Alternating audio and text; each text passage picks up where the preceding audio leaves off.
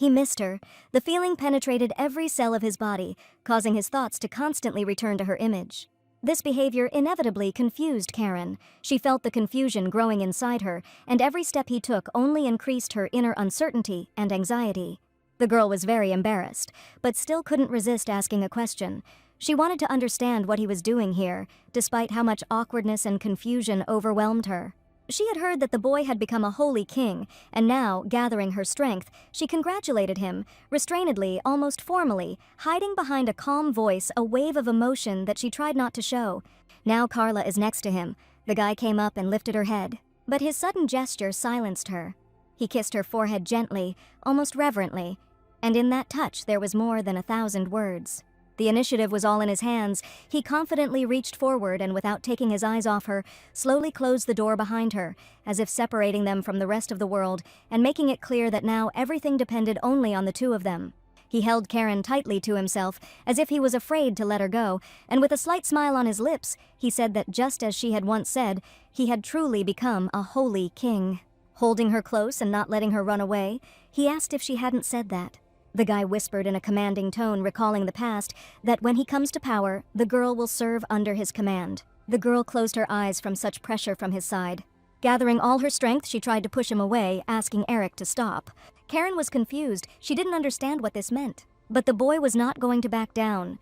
The teacher would not be able to run away from him forever. The girl didn't know whether to laugh or cry. She didn't understand why her student was behaving this way. The story of all this began many years ago, from those very days that were created by Karen's choice, 7 years ago. Karen Prime Mondrial arrived from Lihiana in Wellington, her whole body numb from the long journey.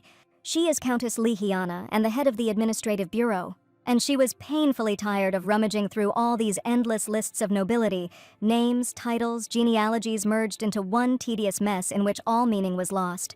She was looking for a specific person named Eric Rodriguez. She finally found him. Or at least she thought she did at the time. The reason she came to distant Wellington was to find the next king of Lihiana. The place where the girl lives, Lihian, is a country ruled by Queen Sonetti, who is called a living deity. This transcendental entity, born from an angel and a demigod, found Karen's dissertation outstanding and appointed her to a government position. Thanks to this, with the support of Her Majesty and her wisdom, Karen solved Lihian's many problems. And as a result, at the age of 20, the girl received the title of Sage and the title of Countess. And then one day Her Highness expressed her decision. She no longer wanted to be queen, and let Karen bring her a successor. This order shocked her. The queen asked the girl if she knew why this country was perfect, to which she replied, "Because Her Majesty the Divine." Then the queen asked with a laugh if she knew what would become of this country without her. Lihian exists only because of the reign of Queen Sonetti.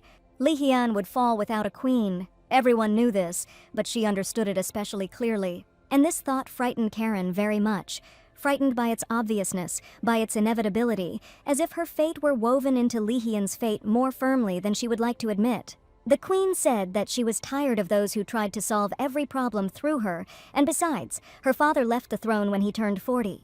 In 5 years, Jim will be the same age, so in those 5 years, Kren must create a new king.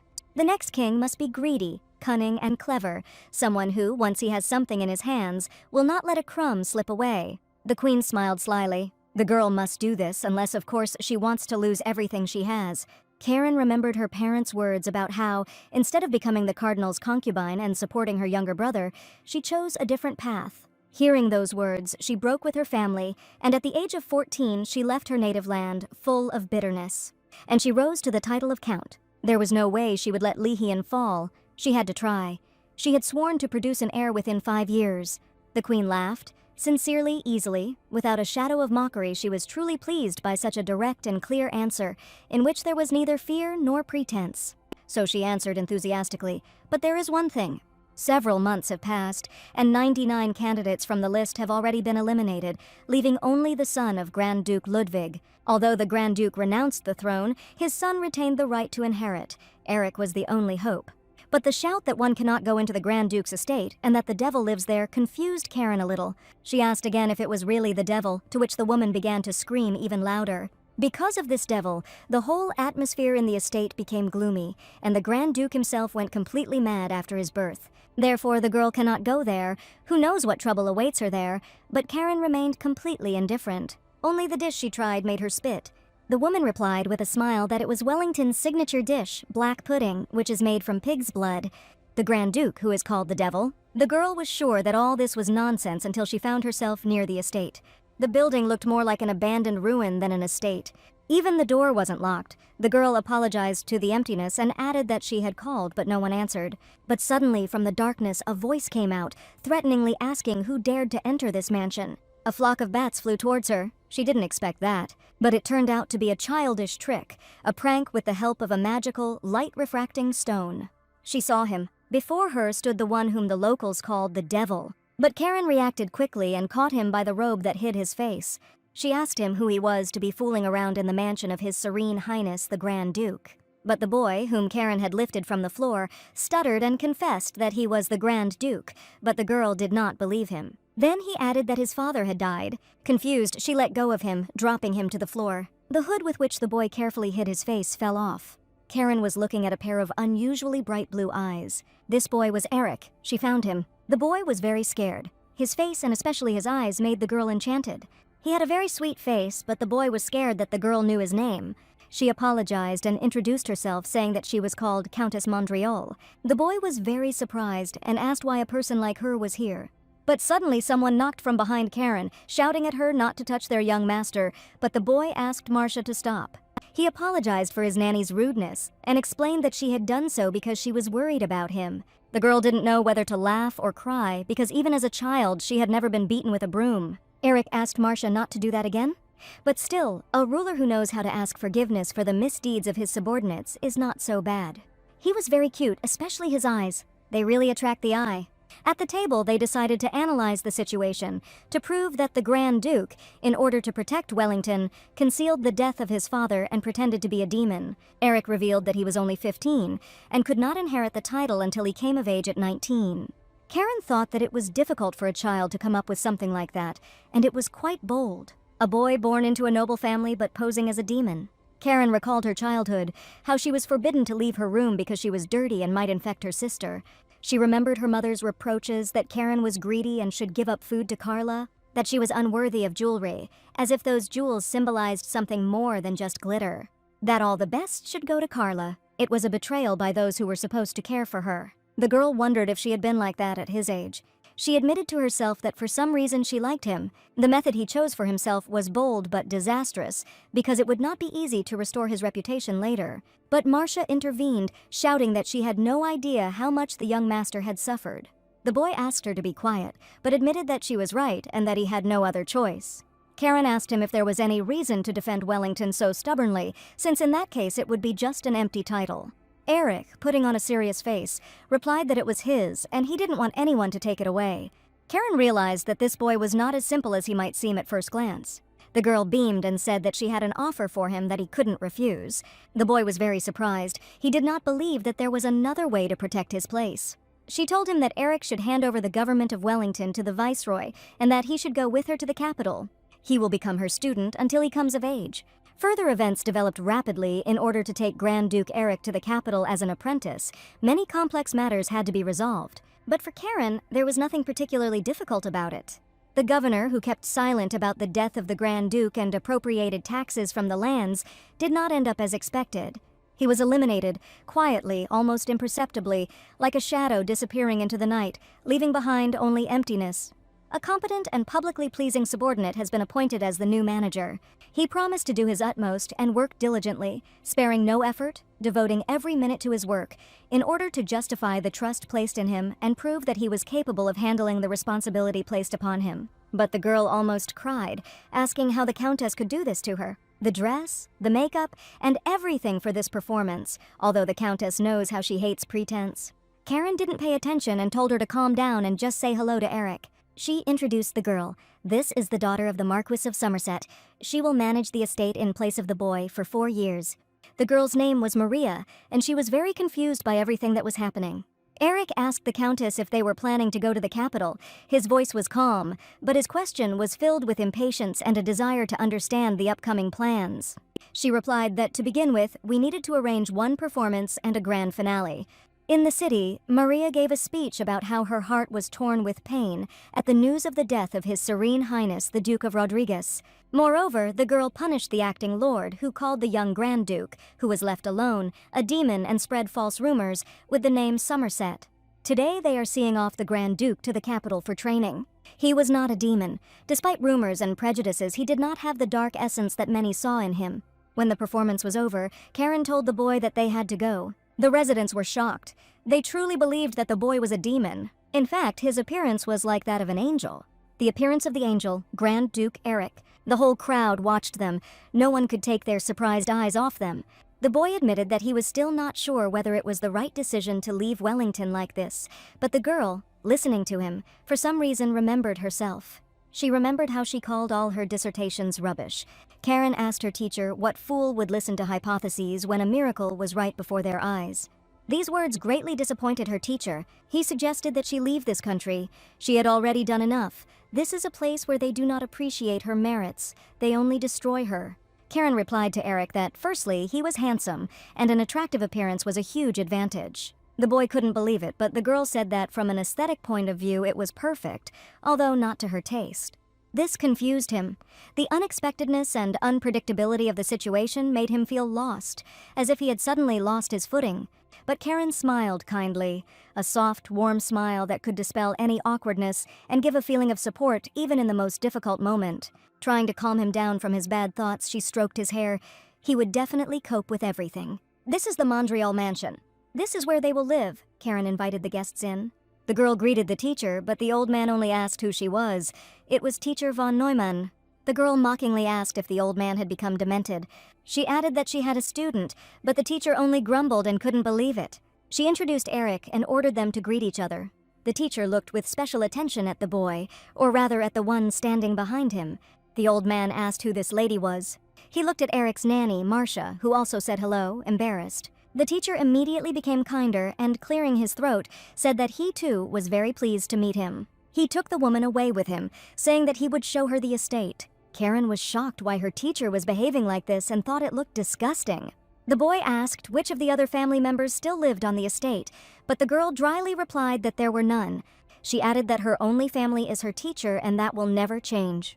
The boy was very surprised by this and fell silent. Karen was informed that a room for Eric was already ready, so she ordered his things to be sorted out and explained to Marcia what needed to be done. Eric slept poorly that night. He had a terrible dream. He dreamed of someone who said that the boy did not understand anything, that his smile was so similar to the smile of his insignificant mother. Someone said that he should not have been born. Darkness enveloped him. Just as his father lost his crown because of him, so Eric will be abandoned. The boy woke up shaking with fear. His heart was pounding so hard that it seemed like it was about to burst out of his chest, and his eyes could not find peace in the darkness of the room. But Karen was there, calming him down, telling him that everything was fine and nothing terrible had happened. Eric hesitantly asked what the teacher was doing in his room, to which the girl replied that she had come to check on him sleeping and apologized for not having asked. The boy said that he dreamed of his late father. Karen thought that the boy didn't have the best relationship with the Grand Duke, which was probably why it bothered him so much. Eric looked very worried and lost. The girl suggested that in such a situation he needed to be calmed down. She had never babysat children before. She lightly stroked his head, trying to comfort him. Just her presence, the fact that there was someone next to him, was already a huge consolation. Karen suddenly felt like she was raising a child. It was awkward. As she was leaving, she said that starting tomorrow he would have a lot to learn and a lot of places to go, so he needed to go to bed quickly. Erich calmed down. Silence reigned inside, and he felt that he was getting much better. Waking up early in the morning, he rubbed his sleepy eyes. He slept peacefully for the rest of the night. He thought that the teacher had said that he would be busy from today onwards, so he needed to get ready quickly. He was about to leave his room when he almost bumped into a girl. She asked, smiling, if the boy had slept well. The boy remained silent, and Karen apologized for forgetting to knock and that she would be more careful in the future. She invited him to come with her. Eric exceeded all her expectations. He had a clear head and excellent learning ability. Teach him one thing and he comprehends 10. From basic etiquette, such as the manner of communicating with people and speech, to the quality and dignity that an aristocrat should possess, and even politics, economics, philosophy, social studies, mathematics, and art, he quickly understood even those areas that seemed difficult for his age. When Karen saw him immersed in studying until late at night, "I was remembering someone. She felt like she was seeing herself as a child, and her soul felt warmer. I wonder if Teacher Neumann felt the same way when he looked at the girl many years ago. These thoughts made her smile. A slight smile involuntarily appeared on her lips, filling her heart with warmth and quiet joy, despite all the difficulties around her. These thoughts truly warmed her heart, as if the inner cold was retreating, giving way to quiet agreement and hope. Looking at Erich, she thought that she could not have found a more worthy successor. The girl's insight and her choice turned out to be correct. He will definitely succeed in taking the place of the ruler. Time flew by very quickly and unnoticed. Moments followed one after another, like sand through fingers, leaving behind only a slight feeling of the past. Teacher Neumann made an offer to Marcia. Lunches and dinners together, as if there was no longer loneliness in this estate. Erich was growing up. Every day he became much happier than when they first met, as if experience and time had helped him find more confidence and joy within himself. And now 4 years have passed since Erich returned to the capital, years filled with changes, trials, and growth that have changed him forever. Winter had arrived in Lihiana, a cold wind whistling through the bare branches and the first snow covering the ground. This was also a time when the teacher's arthritis was particularly acute, and during this time, big changes have occurred. Marcia took care of her husband a lot, as she was very worried about his health. Their passionate love, which began with their wedding 6 months after they met, continues to this day. The girl was thinking that she should go and visit her student. To think that her teacher had fallen so passionately in love, no matter how much Karen looked, she could not stop being amazed. The girl wondered if there really was a person in the world who could change you so much. She again remembered her family, which seemed to lack love for her. Karen stood frozen at the door, her body frozen, her thoughts racing between fear and determination, preventing her from taking a single step forward or stepping back. She thought that perhaps this was fate, that invisible thread that connects people and events, leading them along a path that cannot be changed, even if you really want to. Having warned Erich that she was coming in, the girl opened the door. She wanted to tell him something, but the sight was so powerful and unexpected that the words stuck in her throat. Emotions overwhelmed her, making it impossible to utter a single word. Karen didn't expect to see Erich like this at all, more precisely without an image. The guy, as if noticing nothing, calmly addressed her. His voice was soft and confident, although a tense atmosphere reigned around. But the girl flew out of his room, slamming the door. She, stuttering and embarrassed, apologized and asked if he heard the knock, to which Erich replied that he heard it, but apparently answered quietly. This is how Erich became an adult. He turned 19. Karen, entering the room again, said that it was time to go to work, but he still had not come out, so she came to call him. He, having answered that he was almost ready, turned to her and approached. The girl seemed not to notice how the guy's hand was reaching for her neck. She wondered when her student had managed to grow so much, and Erich, in a quiet, low tone, almost whispered in the girl's ear that her collar was uneven. She pulled back sharply and nervously added that she was so inattentive, but the guy just smiled. The girl was embarrassedly adjusting her collar, as if making sure it was in place, and the guy asked her to wait for him a little. Karen had a strange feeling that she couldn't believe that Erich was now looking out for her, and not the other way around. It's such a strange feeling, but he really has grown up and matured. They walked down the bright corridor, and Karen said that she couldn't believe that Erich had been working for her for 4 years. When she first brought him here, he was such a clueless child. Now that Erich has grown up, the day when he will become king is not so far away. He really grew up to be a handsome man. A guy approached them and asked the director for help, as he had encountered a problem while working on the budget. She, unsuspecting, went up to help the employee, while Erich kept his eyes on her. The girl asked him where the guy found the problem, to which he pointed. Karen, like a true strict director, sarcastically asked him if the guy thought that if he asked her, everything would resolve itself. But then Erich intervened in their conversation, saying that a similar incident happened last year.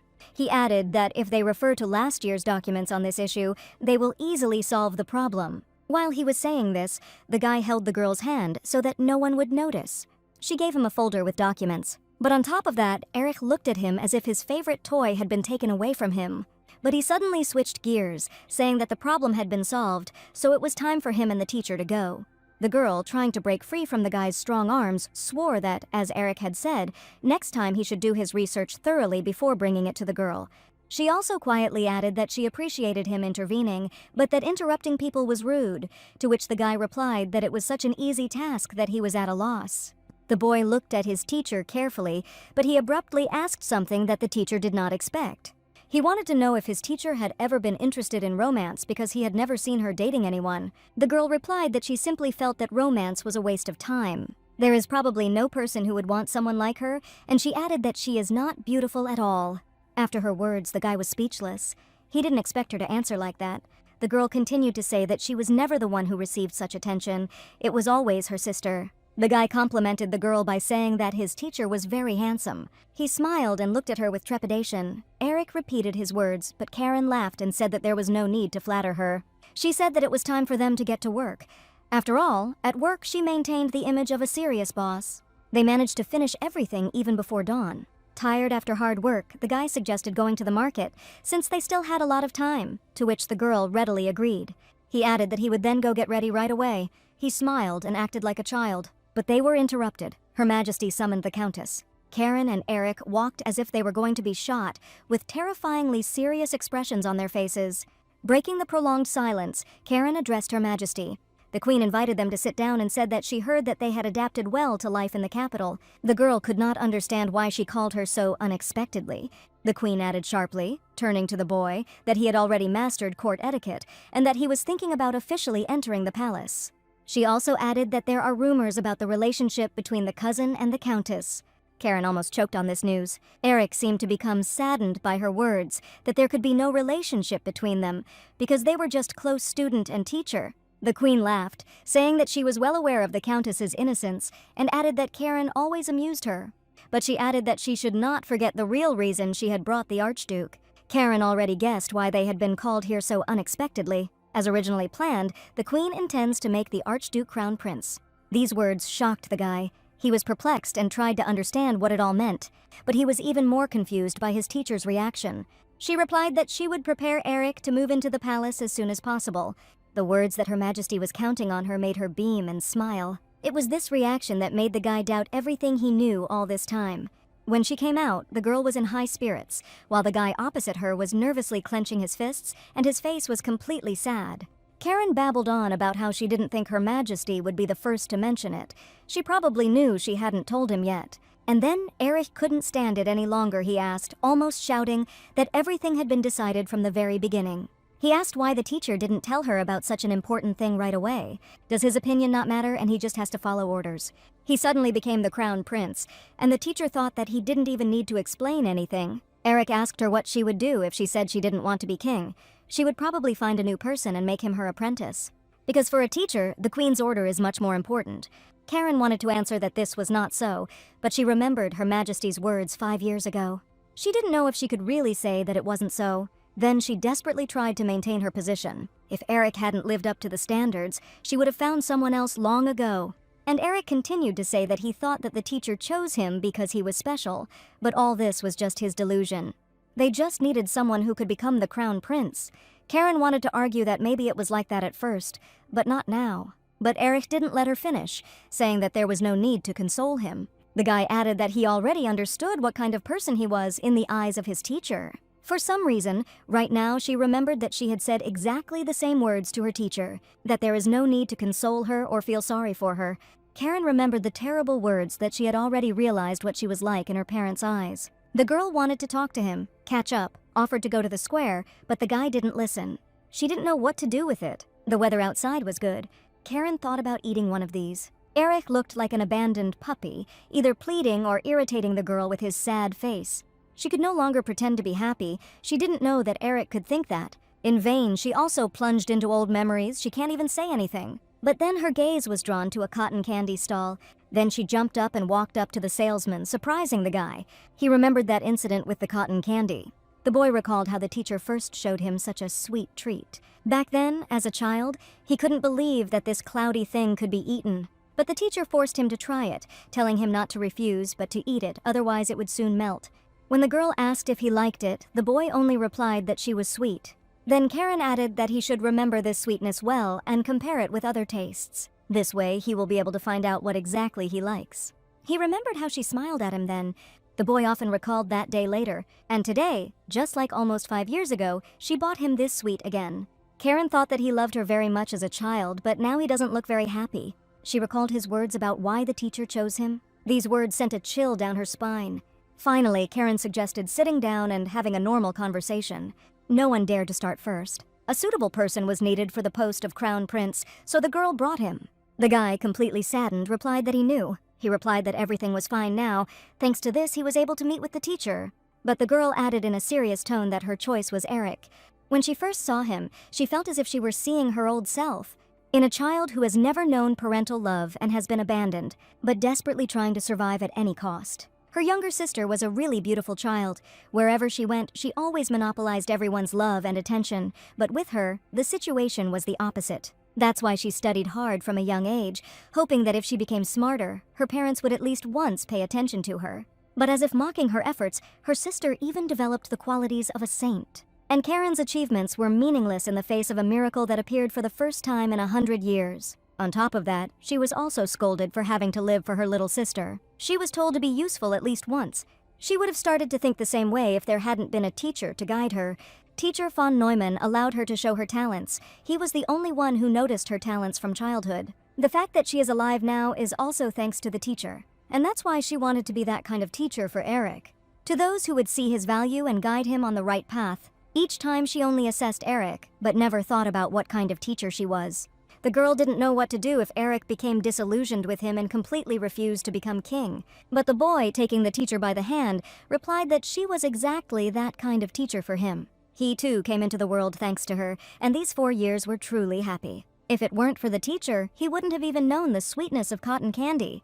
Karen was touched and thanked him for his words, and asked if perhaps she had taken a slight wrong turn. Initially, her goal was to raise Eric to be a king, but the older he got, the more she thought of him not as a student, but as family. She apologized for not telling him earlier, and if she were in his place, she would also have been very surprised and upset.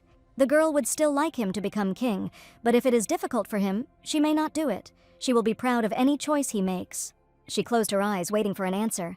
Eric finally replied that the fact that she hadn't told him beforehand still hurt, but he added that it would be nice if she didn't have any more secrets from him. He stood up and added that since the teacher believed in him so much, he would not disappoint her. Let the teacher not worry about him. He promises that he will cope. There were still more than 2 weeks before he was due to leave for the palace, and he asked if there was a reason why the queen had called him so early. The queen looked at the young man thoughtfully, as if studying him with her eyes. He replied that she suddenly became curious whether he really didn't know that he would become the crown prince in the future. The boy remembered his childhood when he said that he didn't want to disappoint people, but it seemed that he couldn't cope alone. But she replied that in such moments it is important who is next to you. For example, people like her who support the queen are important. The boy was very surprised then, but asked if the teacher could stay with him further. The girl then laughed that nothing was impossible, but as the ruler of Wellington, it would be a little difficult to accomplish. Eric replied that he was overrated, even though he didn't know about the position of crown prince, but he knew that he wouldn't be able to take the place of the head of the family. Karen made the right choice, but it is still better for the king to have a strong desire. It will be interesting to see what kind of king he becomes. The peaceful days were drawing to an end, and the palace was in full swing, preparing for a banquet in honor of Eric's birthday and his move. People were debating whether to declare it a national holiday, even though Eric is not the queen's biological child, but she has no children, so he is first in line to the throne. Karen thought that they were all just talking. She, lost in thought, wanted to hand the papers to Eric, but he was not there. She completely forgot that he no longer worked with her. Someone started whispering that the director was also human and did not want to let his precious student go. She thought about how she had dragged Eric around with her for 4 years and forced him to work, and she was ashamed of it. Karen tried not to show it, but she missed him. Although it is a little bitter, these 4 years were only for this moment. Eric will become a good king, and she decided that she would leave. Eric will no longer rely on her if the newly minted king has his mentor next to him. It will certainly cause gossip. Leaving Eric, she will be able to do her research again, breathing in the smell of books. And for this, the girl needs to stop daydreaming and work. There are only 2 weeks left until the banquet. Finally, Karen returned to the townhouse and called for Eric, but she was met by Marcia. She stood and looked at the countess with sad eyes. Karen asked, because she couldn't understand what Marcia was doing in Eric's room, and what was wrong with Eric's room itself. The nanny replied that the young gentleman had moved into the palace, to which Karen asked if he was supposed to leave in 2 weeks. Marcia replied that she herself didn't really know, but the young gentleman was in a hurry. The nanny suggested that Karen write him a letter, since the young gentleman was going into an unfamiliar environment. If the countess sends him a letter, it will certainly support him. When he first arrived at Townhouse Montreal, he was plagued by nightmares. Karen recalled her life with him in this mansion with some sadness. She taught him how to write letters, and I even received a letter from him for practice, but she never wrote to him herself. The girl asked if he would be happy if he received a letter from her. Marcia beamed and replied that of course, and that she would get paper and a pen ready, and there was also a gift that the young gentleman had prepared for Karen, Eric's birthday and the celebration of moving into the palace. This banquet was planned to feature a large number of guests and dishes that were rare for Rihyun. When Karen arrived at the banquet, the girls around her were whispering about whether the Countess realized that all eyes were on her, or if this was just a show because she was his guardian. The girl was wondering if the gift that Marcia was talking about was really a dress. The exit of the Queen and the Archduke was announced. All the guests bowed their heads as a sign of respect. Karen noticed that there was a brooch on the collar of Eric's suit, the very one that the girl gave him. She bought this brooch because she thought it would look good with Eric's outfit, and it also matched his eyes very well. It's still good that the girl sent it along with the letter. Karen looked at him, admiring how handsome he had grown. Eric saw the teacher among the crowd and was surprised that she was wearing a dress, but the Queen reprimanded him. She told the guy to watch his facial expression, but suddenly the young man's gaze was attracted by another person. The girl stood with her head held high and did not take her eyes off the guy. This made him feel embarrassed. The Queen thought that, in the end, she and the girl met eyes, but it was the king's job to sort this out. A king who cannot cope with one subject is nonsense. Her Majesty ordered the guests to all raise their heads. She thanked everyone who came to celebrate her nephew Eric's birthday. But before the banquet begins, she wants to announce that she had no heir, and she had been thinking about this problem for a long time. Therefore, the Queen decided to accept Archduke Eric as her adopted son and declared him crown prince of this country. Eric asked again, because there was no talk of becoming an adopted son, but the Queen ordered him to give her his hand. She put a ring on his finger. To put on the ring means to recognize him as the heir to the entire fortune. From now on, Eric is the future king. The hall was filled with words of congratulations and recognition of his glory, and Karen thought that her student had truly grown. Now that Eric's appointment as prince was official, her work must come to an end. She thought that, in fact, it was time to leave. But Eric came up almost right up to her and addressed her. He asked if she would do him the honor of dancing with him. The girl was extremely surprised. She certainly didn't expect this. She took the first dance of the future king. Karen asked him if he didn't know how important the first dance was in high society, to which he replied that he did. Then she asked why her. He, without paying attention, whispered that he received her gift. Eric began to bombard her with questions about the brooch, but the girl became very embarrassed. He came so close that Karen was taken aback. But the guy just laughed good-naturedly. Still, Erich grew up to be a very handsome young man. They whirled around in a dance, not paying attention to anyone around them. But they, and specifically Eric, were clearly being watched. She was sure that this was the young man she liked. She wants to accustom this precious prince to her foot and twist him as she pleases. But there is one obstacle to achieving her goals. The one who is dancing with him now irritates her too much. The music faded and the dance came to an end, but Karen turned to her student.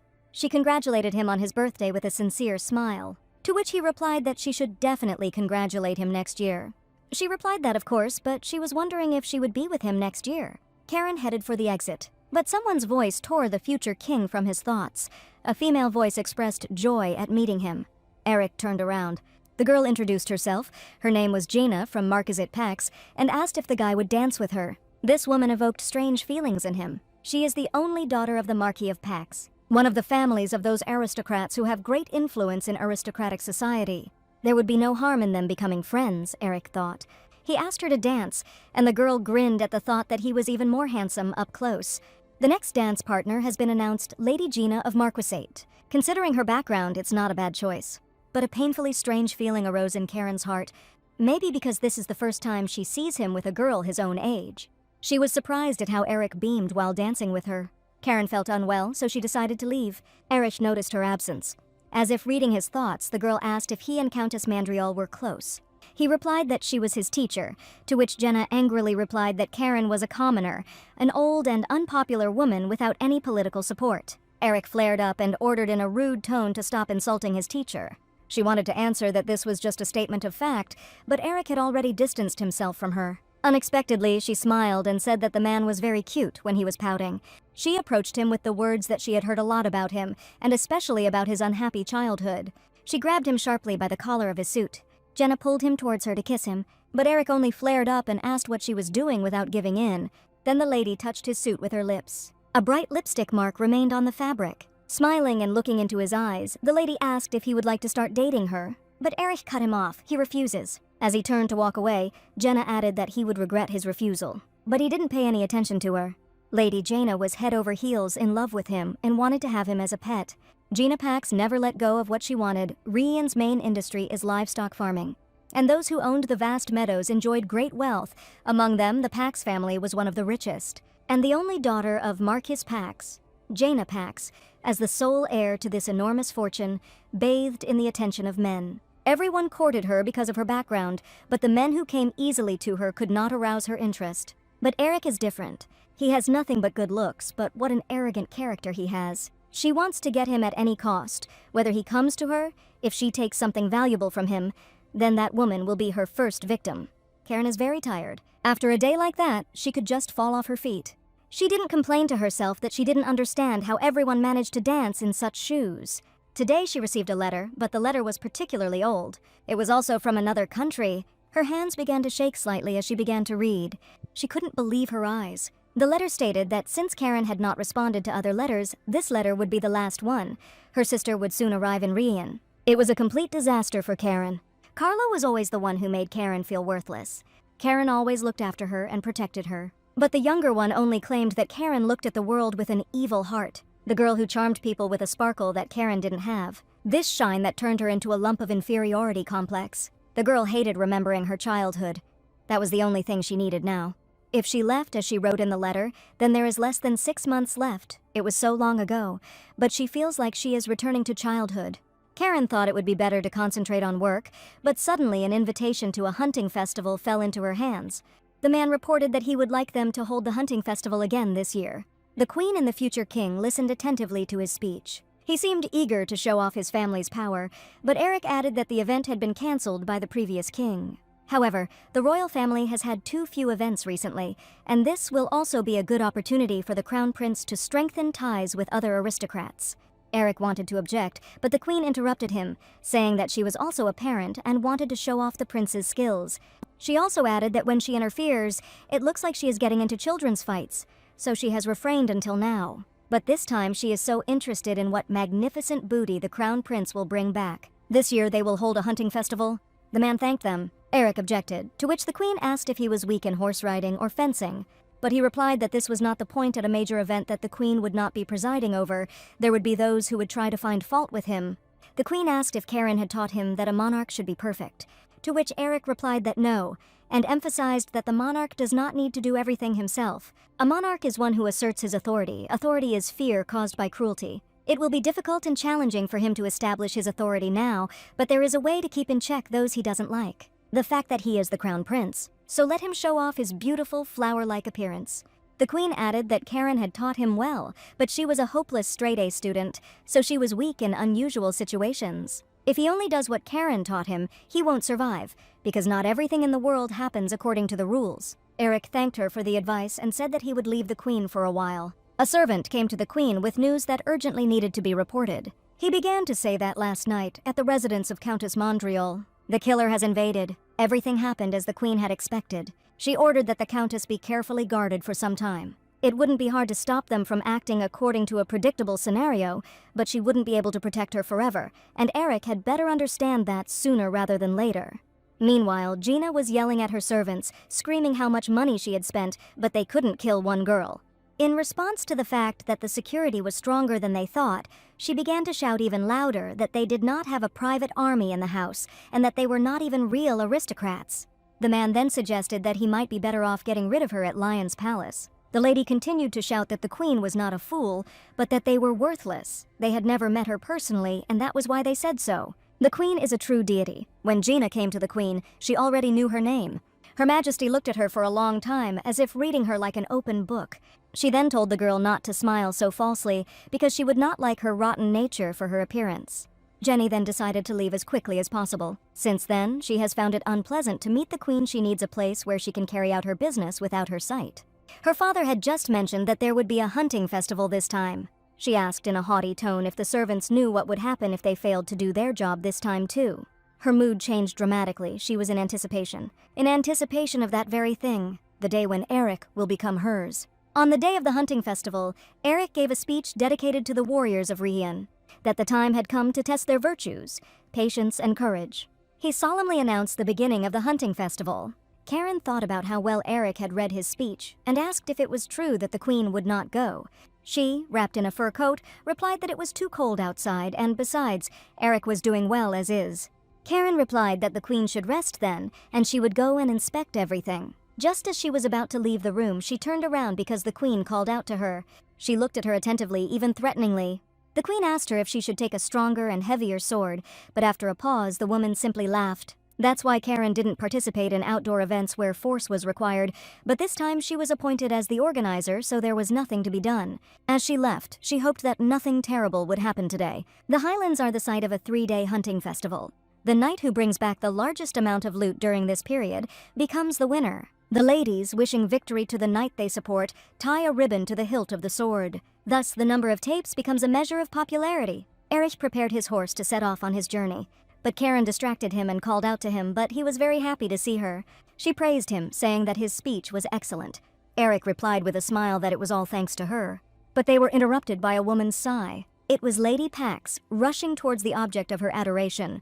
She begged him to accept her ribbon too, and that she had almost been late while trying to overcome her embarrassment. Remembering what this person had done at the ball, the guy dryly ordered her to stay away from him.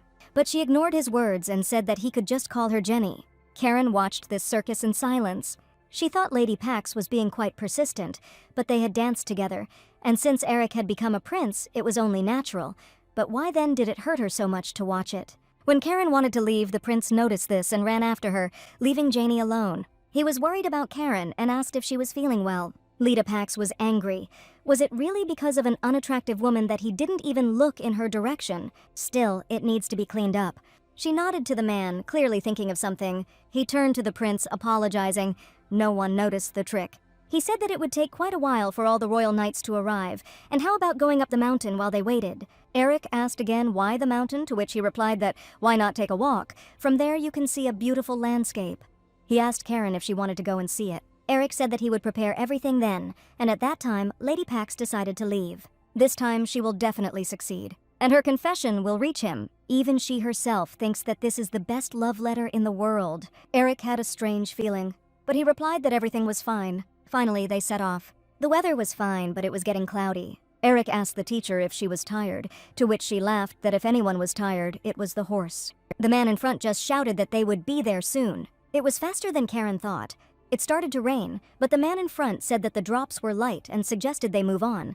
Eric kept asking about Karen's condition and whether she was cold, but Karen refused help because even his warm concern could be misinterpreted by his subordinates. And suddenly, their attention was drawn to a wonderful landscape.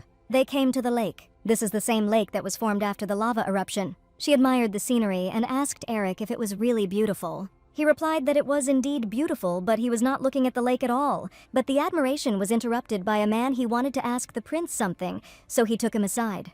Karen remained standing at a distance by the lake, as if trying to hide from the whole world, her gaze directed into the distance, where the water shimmered. Perhaps such beauty is due to the rain clouds the landscape has become even more majestic. But suddenly an arrow interrupted her thoughts.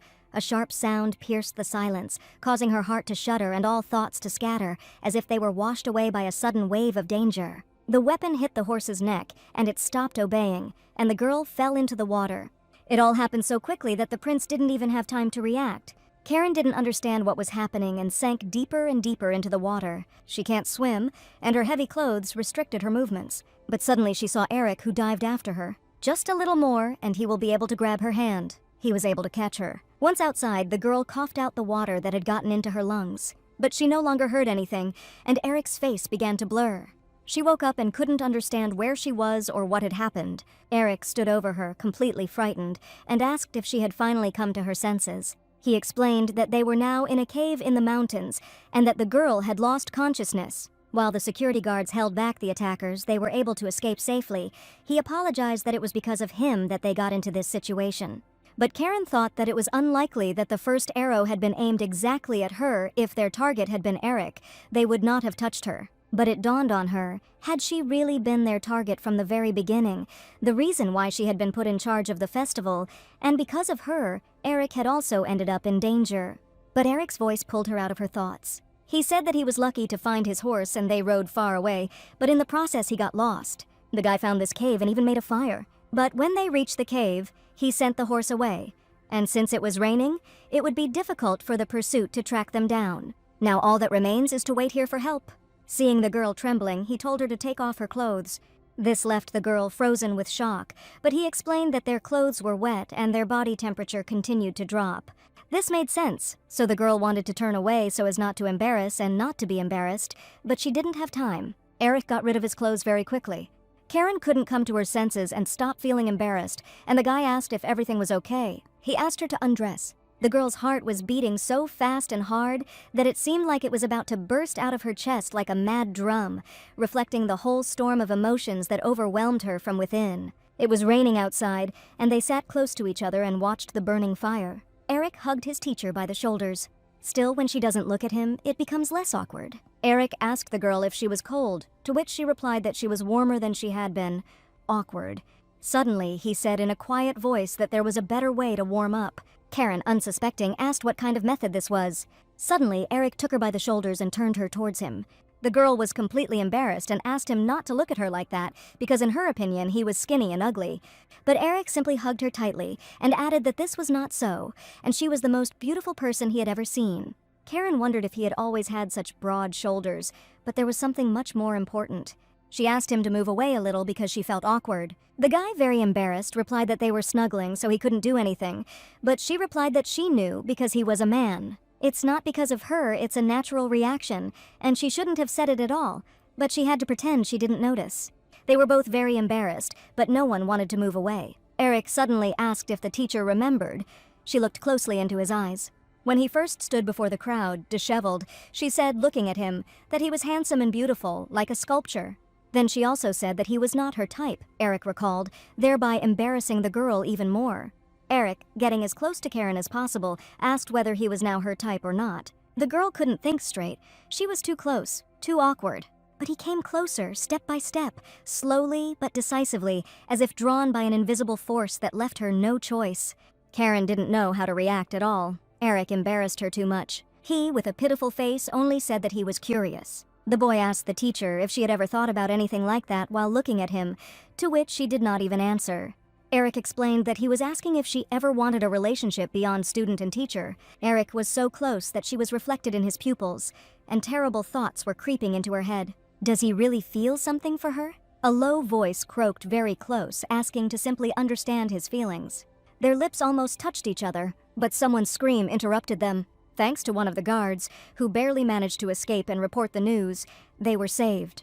More precisely, thanks to the fact that the Queen accurately indicated their location. For some reason, Karen had an unpleasant feeling in her soul, as if they were dancing to the Queen's tune. Eric wanted to start talking about that time, but alas. Karen immediately pulled away from him in embarrassment and said that they would talk about it some other time. She felt very awkward, and the guy could only follow her with his eyes. Eric already guessed who attacked them, but he wanted to hear confirmation from the Queen. The woman turned silently and looked at him without much interest or surprise, and replied that, of course.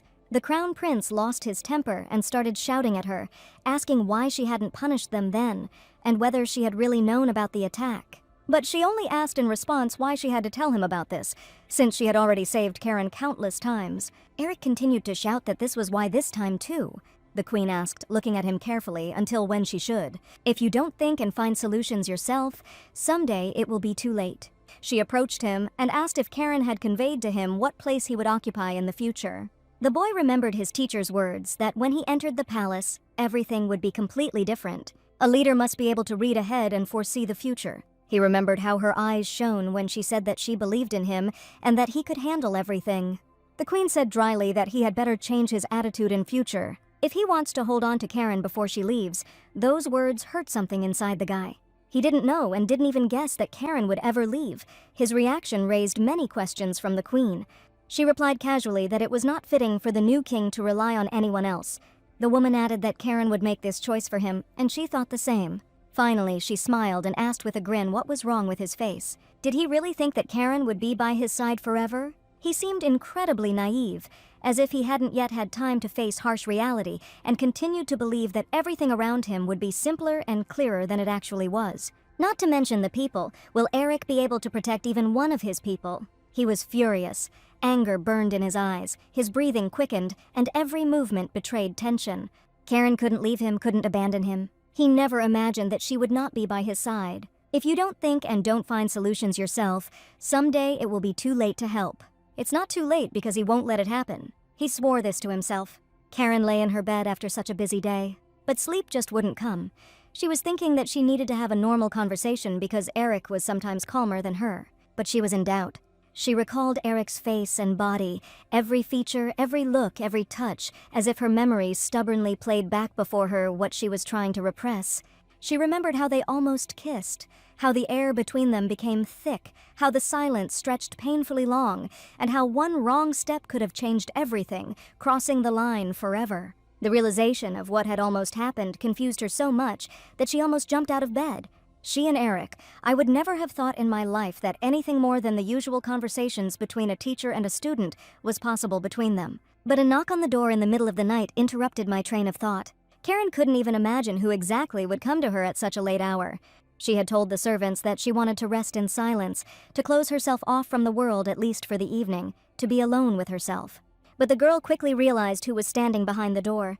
She swung the door open, as if she had suddenly made a decision from which she could no longer retreat. Eric stood behind her, his face looking like he was about to burst into tears. He was completely dejected. Something was clearly bothering him. The guy looked at the girl with pitiful eyes, forcing her to either be touched or embarrassed. Karen was about to ask what had happened to him, but the guy silently laid his head on her shoulder. She, completely at a loss, tried to find out if her student was okay. Eric quietly replied that he had a dream. The girl asked again. She didn't fully understand what was happening. The guy looked straight into her eyes and added that it was a dream in which she disappeared. In the cave, he continued to wander, looking for her. The girl thought that he seemed calm, but Eric was still soft-hearted. How could she have decided to leave this child just a moment ago? The guy asked if she was really sure she wasn't hurt anywhere. He was very worried about her. But she didn't respond to his silent, questioning gaze. She just calmly and reservedly told him to sit down, as if trying to keep the situation within bounds. Karen asked hopefully if he would like some warm tea to help him come to his senses. But he only quietly asked the girl to hug him, not demandingly, not reproachfully, but as if this simple gesture contained everything that he could not express in words. Without waiting for an answer, he hugged her first, saying that he needed warmth, her warmth, and that he was very scared. The girl knew that all this was a lie, which could be easily unraveled. She hugged him back, telling him to calm down and that she was there. But he, raising himself and looking into her eyes, firmly replied that he did not feel relief. Even being so close was not enough. Eric kissed her. Without even having time to pull away, the guy deepened the kiss, pressing the girl to himself. Karen can feel her mind slipping away. Her thoughts are jumbled, her breathing is ragged, and everything around her seems to lose focus, dissolving into sensations she can no longer control. She knows she should push him away. It's the only right thing to do, the only way to maintain control. But her body doesn't seem to obey, paralyzed by the internal struggle between reason and desire. That's definitely not right. She's his teacher, his mentor, the person he should follow as an example and not lose himself in his feelings. The guy's fingers slid freely over her body, exploring every curve and bend with easy confidence, as if drawing invisible patterns of passion and tenderness on her skin. She tried to push Eric away, feeling inside that it was wrong, although her hands were shaking and her heart was beating anxiously, mixing fear with a subtle desire. The girl tried to leave, saying that she didn't think this was a good idea. Eric is her student after all. But the guy touched her cheek with his hand and called her name. He said that the idea of this did not just arise today. He dreamed about it every day. She knows how afraid he is of losing her. This fear is hidden in his every look, in every uncertain step, and she feels it. But when the girl said that she would not disappear, he snapped that it was all a lie. He, completely dejected, asked that she leave for him, and that is indeed true. The guy asked her if she really thought he would do it for him. Karen admitted to herself that she had never thought about Eric's feelings. She touched his cheeks with both hands. Karen promised to be by his side until he ascended the throne and became a wise king. If he becomes a tyrant, she will scold him, asking if this is how she taught him. So he doesn't have to worry anymore. But the guy wasn't satisfied. He kissed her again. But Karen pulled away suddenly, as if awakening from a spell. He, with eyes full of pleading, like those of a poor abandoned puppy, quietly and almost in a whisper, asked if it was possible. If it was possible to stay, to touch, to be close at least a little longer. The girl was about to answer that no, it was wrong. The words almost escaped her lips, but something inside her trembled. But a voice inside her asked why she hesitated. She really didn't want to make him cry, so she kissed him first. The guy asked with a hint of hope in his voice if he could take this kiss as permission. The girl was very embarrassed and didn't know what to answer. Her cheeks were burning, her gaze darted around, and her heart was beating so loudly as if it was afraid that her silence would say more than any words. Instead of words, she pressed her lips to his and did not pull away. The guy was full of initiative. His confidence knew no bounds. He dominated her with every gesture, every glance, increasingly confusing her, embarrassing and subjugating her more and more. He swore that he would become anyone for her, even someone he never dreamed of being, just to see her smile and feel her next to him. If she wants him to be king, he will be. Rise from the ashes, take the throne, lead armies and conquer the world, just to make her wish come true. If she tells him to be a wise king, he will be one. Learn to listen, make difficult decisions, rule with prudence and justice if only to justify her faith in him. And Karen was completely embarrassed. She had never even thought about doing something like this. It's the same with him. They are both full of embarrassment and a desire to be close. She shouldn't have brought him here from Wellington. Eric is much more greedy and persistent than she thinks. He will not allow anything that has fallen into his hands to be taken away. It was all like a dream. When Karen woke up the next morning, she started cursing herself and calling herself crazy for not being able to say no. She is his teacher, and he is her student. Such a relationship is wrong. The girl should have answered firmly then, but now she reproaches herself. She already thought that maybe it was all a dream, but the memories were too vivid. Karen didn't know whether to laugh or cry when she saw Eric. It was all too awkward. She was already ready to start talking to him, but the guy left. He must have been busy with royal affairs, so he must have left in a hurry. I simply felt sorry for her after last night and decided not to wake her up. Jenny was beside herself with joy. She would never have thought that the prince would send her an invitation. Eric explained that he was late with the invitation. As she knows, an unpleasant incident occurred at the hunting festival. The girl replied that she had heard that the prince's teacher had gotten into a dangerous situation and almost died. The girl's words about whether the teacher was okay angered Eric even more. And Jenny just thought about how this woman came back alive. The crown prince said that the great queen of this country said that a powerful force needed someone to support it, and he has no doubt that the Pax family will be an excellent partner for the Rian kingdom. As the one who will inherit the throne after Queen Sonetti, the young man is interested in the intentions of Lady Jaina Pax, the sole heir of the Pax family. He knows that they are both one of a kind. To his words, the girl, blooming like a black orchid, replied that the Pax family, as always, would do everything possible for the prosperity of the kingdom. Eric replied that he was glad that her intentions coincided with his, but the girl interrupted him, saying that she also desired something as valuable as her precious loyalty. The prince asked with some interest what exactly the girl wanted. Jenny longed for the coveted red sun tiara with all her heart, and waited for a clear answer from the guy, whether he would give it to her or not. Eric didn't expect such a fee for their agreement, so he remained silent for a while, weighing the pros and cons. A cold male voice firmly uttered one word, of course. And Lady Pax was thinking with admiration about one thing. He had finally succumbed to his charms. In her hands is the real treasure of Rihian. This tiara, which is passed down only to the princess of the royal family, is finally in her hands. But for now, perhaps the reason why Eric is doing this to her is connected with the prince's teacher. But even then, the crown prince responded in a cold tone that, even if it were true, nothing would change. She recalled with delight what his gaze had been like then. Cold, powerful, a real man, whom she would like to subjugate. Of course, this woman irritated her, but let the prince wait a little longer, and then Janie would definitely tame him. And rumors were already circulating in the city about a scandal involving Prince Eric and Lady Jaina Pax. People were talking about how they danced at the party and couldn't believe whether it was true or not. Was he finally going to join forces with the Pax family? She had received the tiara, meaning she was already a princess. The rumors were flying like hot cakes. It was impossible not to know about this sensation, because newspapers and conversations filled the city streets. And of course, this news reached her ear. Karen was at a meeting with Queen Sonati, another important conversation disguised as an ordinary tea party. The queen said she did not intend to raise the issue of a hunting competition.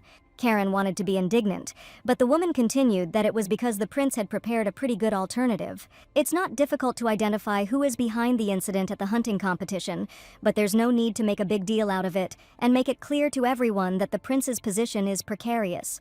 Something was needed that would demonstrate the strength of the prince's position.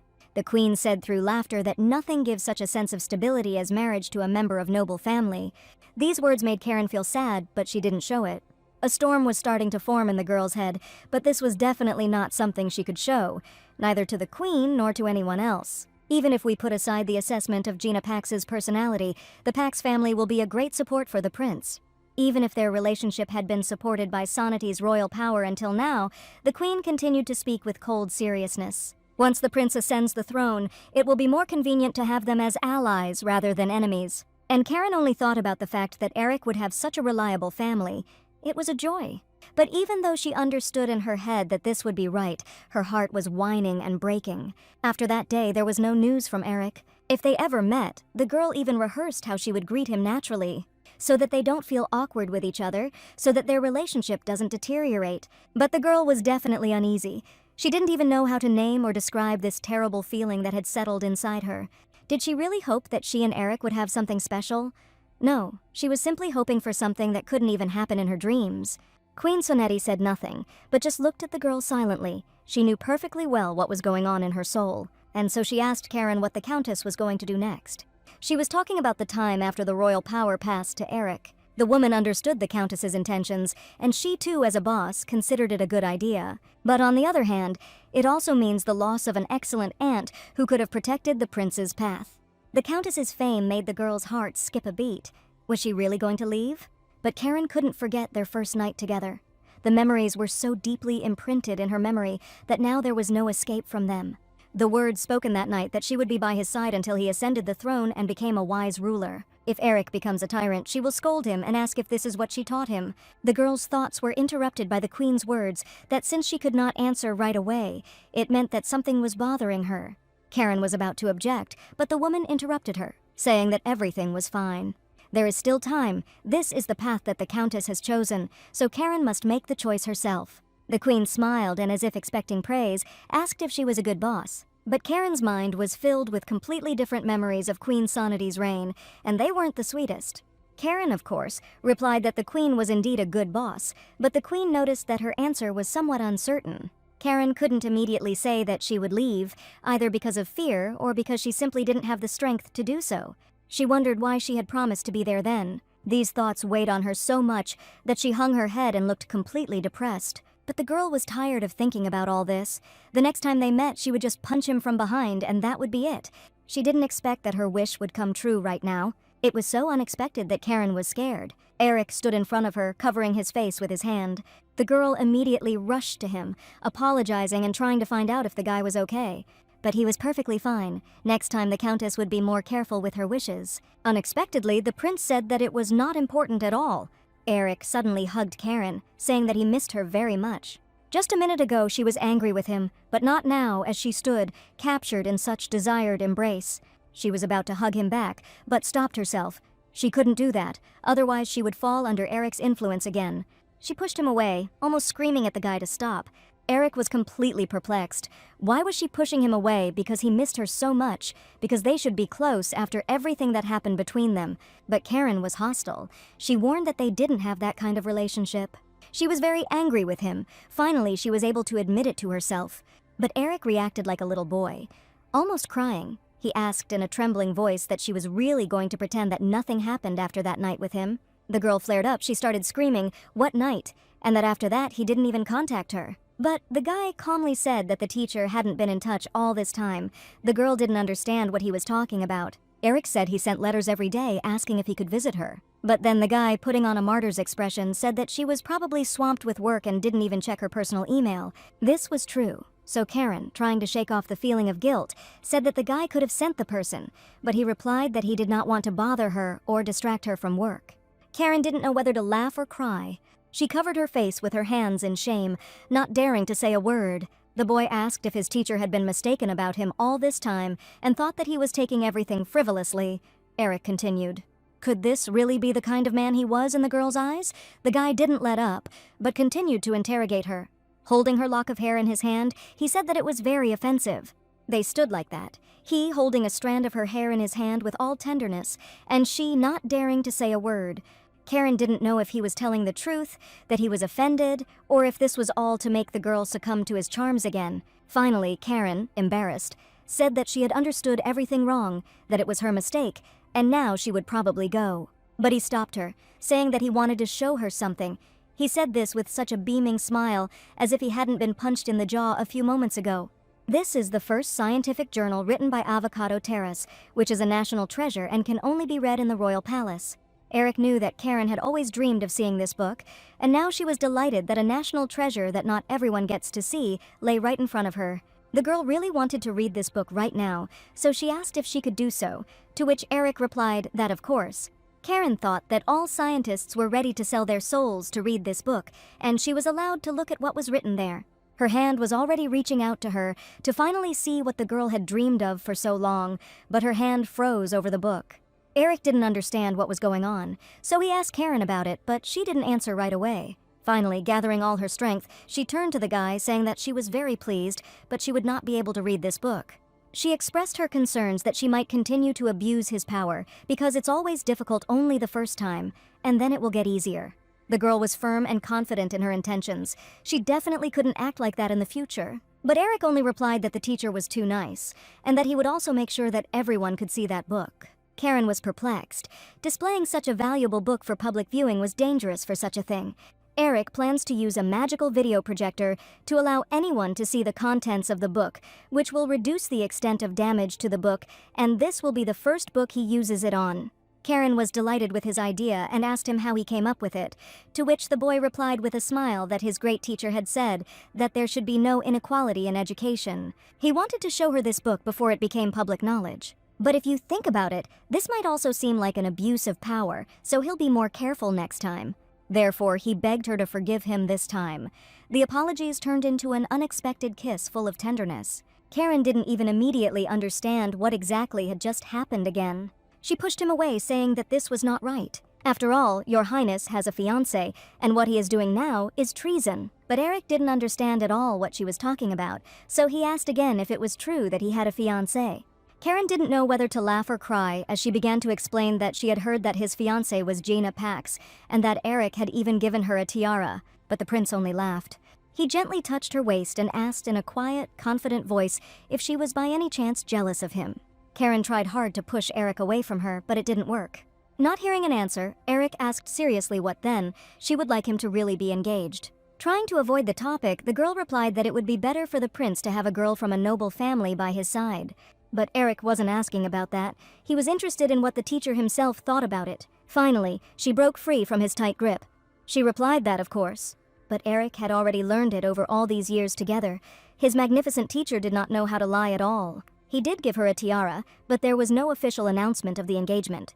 Karen, with obvious sadness in her voice, replied that sometimes the meaning we attach to things is very great, like the ring the queen put on the prince's finger. But Eric replied that he didn't care what meaning people attached to it. The girl, starting to get angry, replied that he was not in such a position that he could not ignore it. If he wanted to become king, then Eric had to be careful in every action. That his situation now and in the future is a burden that will only become heavier, and before he decides anything, he must think everything over, again and again. But that's not what she meant. That's not what the girl wanted to say. The words just came out of her mouth. Without answering all her words, Eric pulled the girl towards him and kissed her tenderly, as if comforting. This time Karen did not break free from his captivity. Either she couldn't, or she didn't want to. He missed her too. Everything that happened between them could not leave a trace in their hearts. The girl gave in to his pressure, his touches, which simultaneously excited and calmed her, as if all her fears and problems were left behind. The guy had complete power over her. He knew how Karen would react to certain of his actions. But Karen again tried to pull away. She asked him for a minute to calm down. Eric missed her all this time. Her sweet face, her voice, her hair, her touch. But the girl was worried that there were people outside and they could be heard, and besides, it was a library. The guy wasn't going to back down. He just suggested going somewhere else. He tried to reassure her that she had nothing more to worry about. The guy's persistence resulted in their clothes being on the floor. Karen obeyed him, even though she tried not to admit it to herself, because it couldn't be that the one she taught had such power over her. The girl knew that later she would blame herself again, but now she missed him too much. The memories haunted her. As expected, the girl blamed herself for falling for Eric's bait again. Moreover, they were in the royal library. Karen thought with slight irritation about why her heart melted so much just when she saw Eric, or maybe she actually liked faces like his. Because of some kind of oppressive guilt, she then felt as if she were a criminal leaving the palace. But the girl was worried about more than just that. She recalled Eric's words about him not having anything with Jenna Pax, and that there was no official engagement announcement. Karen clearly remembered his words about how this was not the kind of relationship the teacher was thinking about, and let him understand it correctly. The girl also blamed herself for the fact that she seemed to be a jealous lover, but they are not even lovers, and she doesn't even know what to call their relationship. This is usually what people do when they love each other. She had already begun to put the whole situation together into something more understandable. Eric loved her.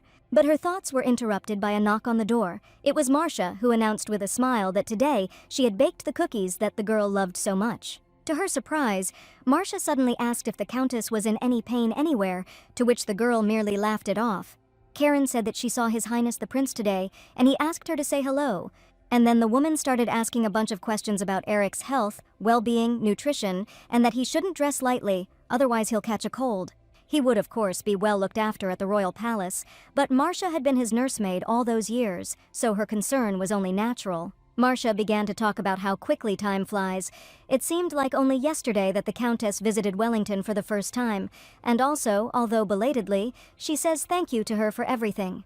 If it weren't for her, the young master left alone would never have left the duchy. Since Karen came to Riyan, young Master Eric has changed a lot. He learned a lot, was interested in different things, and most importantly, he finally smiled a lot, and all thanks to the Countess. Karen replied that if she had looked after him alone, it would have been much more difficult, but this became possible thanks to Marcia and the teacher, who were always her support. The woman was overcome with a wave of tender feelings, memories, and gratitude. Marcia added that this is why the young master respects her so much. But these words, instead of causing a warm feeling in the chest, shot like a cold arrow somewhere in the area of the heart. Karen realized that the feelings Eric had for her were closer to respect than love. Suddenly finding himself in a dangerous situation, he must have confused it with the attraction he felt for the first time. And the girl's feelings for Eric, she didn't know whether they could be called true love. Jenny Pax spoke with obvious indignation in her voice about how one could work in the office in such weather, to which the prince replied that the lady had come unannounced and that he had business to attend to. If she had no urgent business with him, then let them see each other another time. Jenny smiled ambiguously at his words and replied that since your highness says so, then she also wants to do her own thing.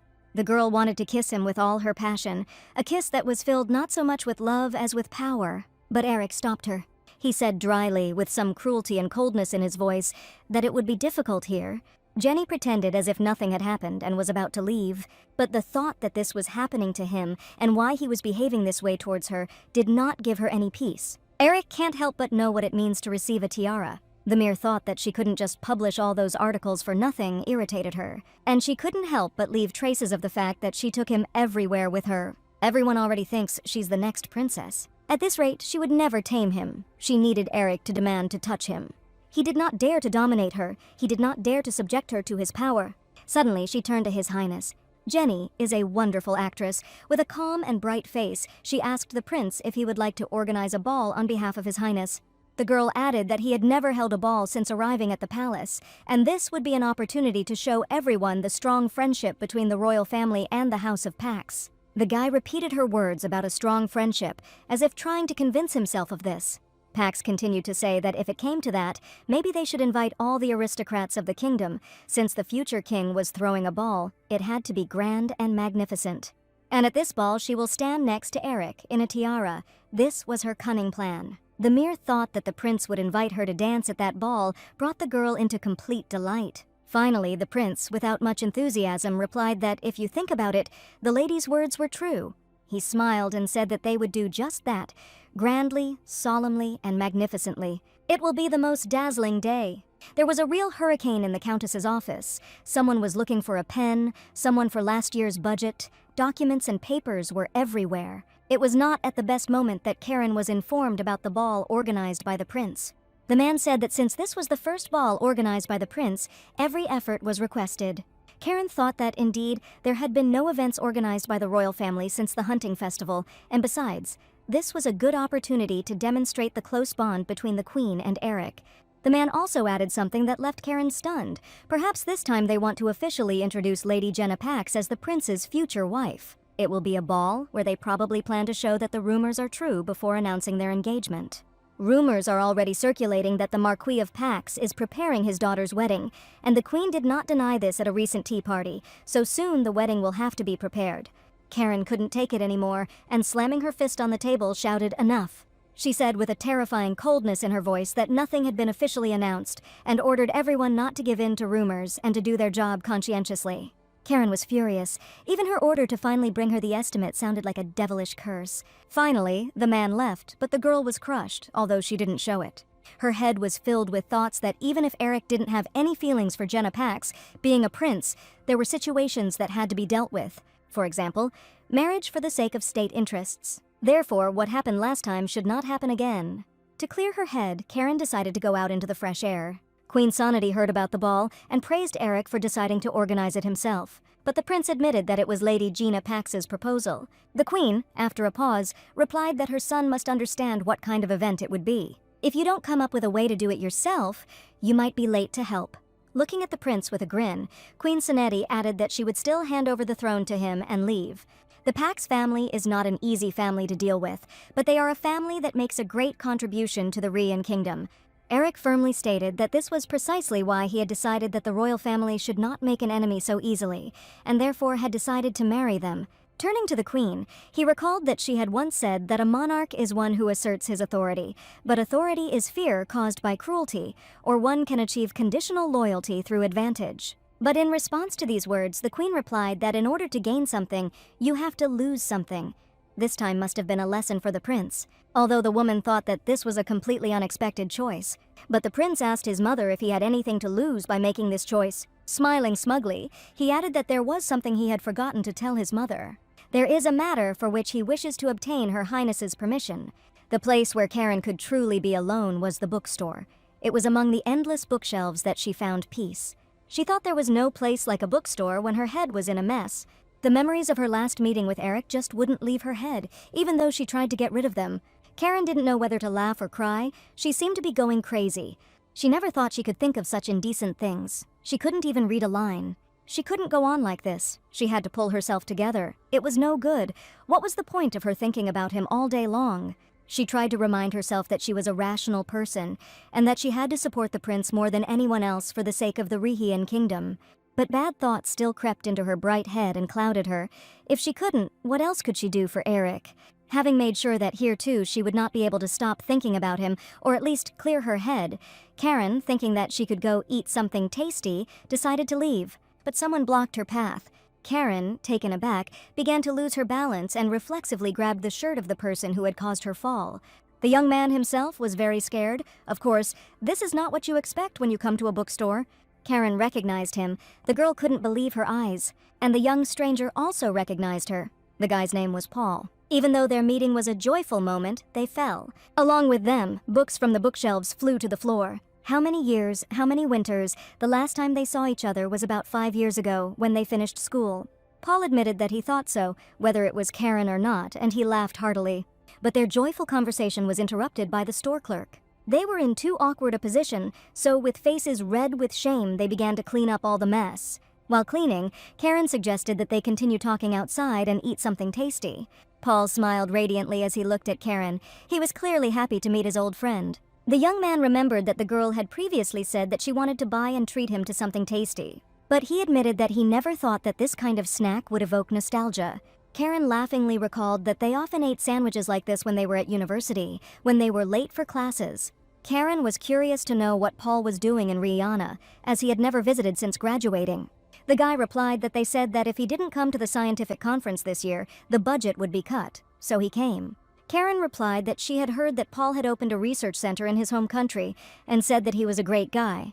The guy admitted that it's interesting, although when something doesn't work out, he can't sleep from despair. Doing what he loves and conducting research is fun. This was the future Karen dreamed of if she left her administrative job. Nights without sleep, immersed only in research.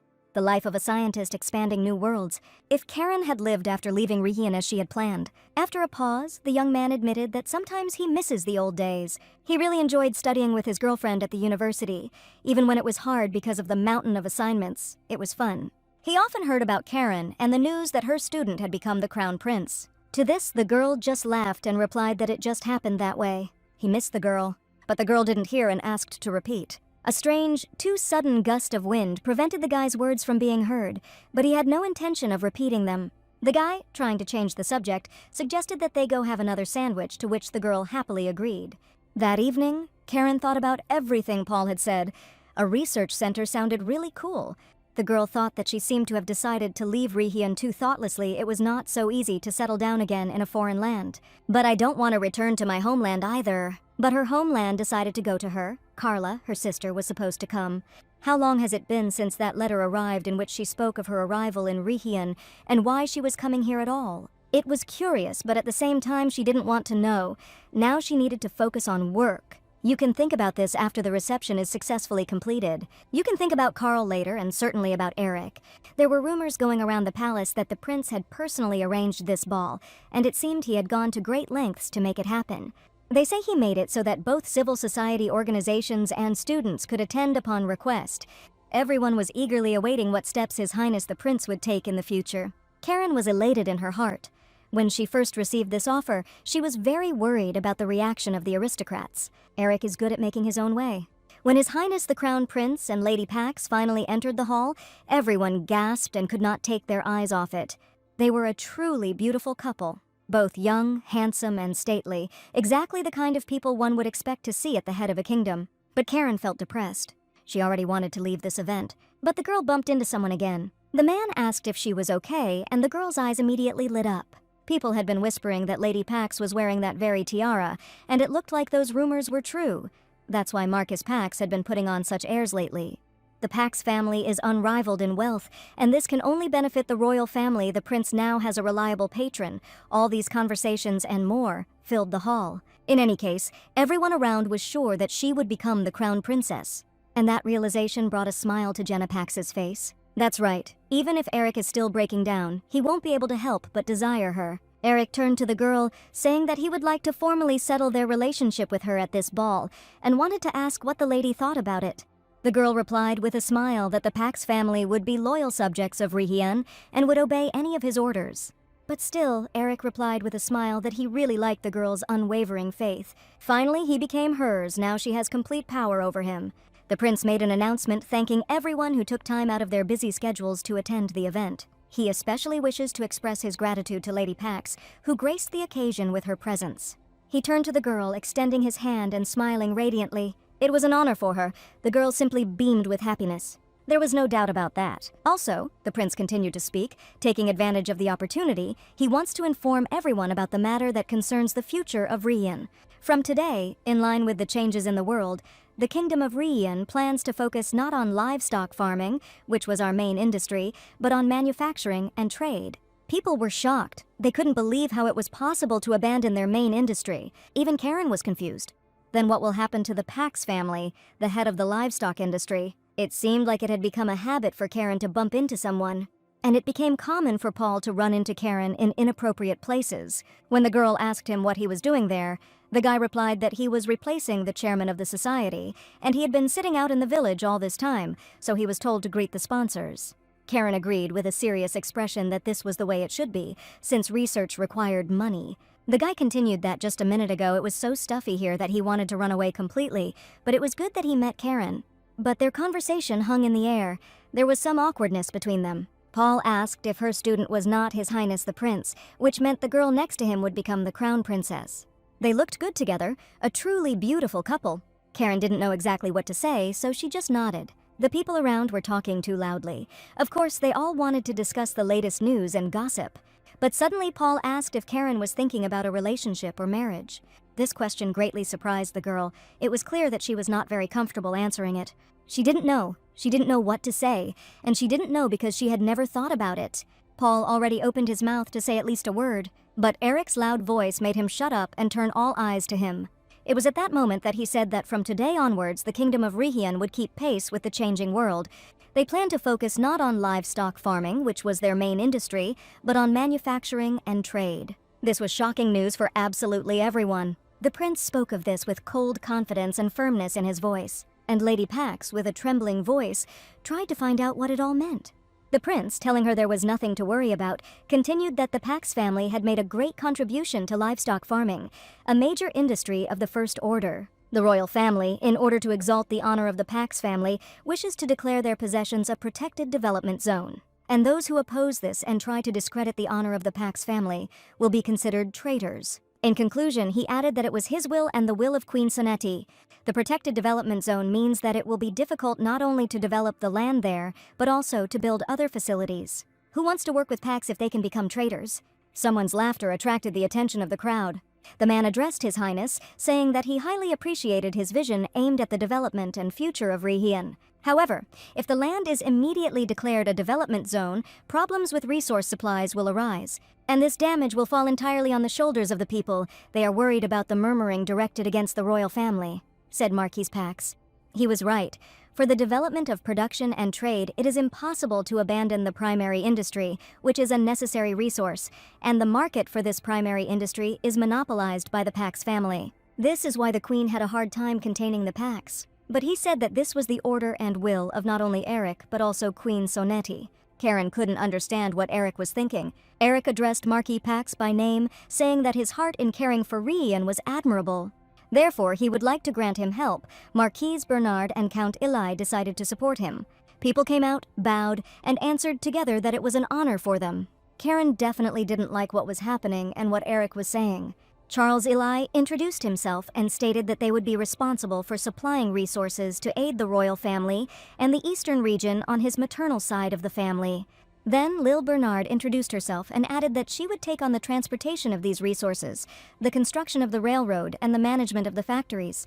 And the crowd burst into talk about how Elia's family owned huge real estate in the east, and that they were said to have mountains with magical stones. If a railway is built, there will be no problems with supplies. The Bernard family has long been famous for its honesty. They can be trusted even more than the Pax. Those who share the goals of this new initiative are welcome to contribute and express their opinions, regardless of status or class.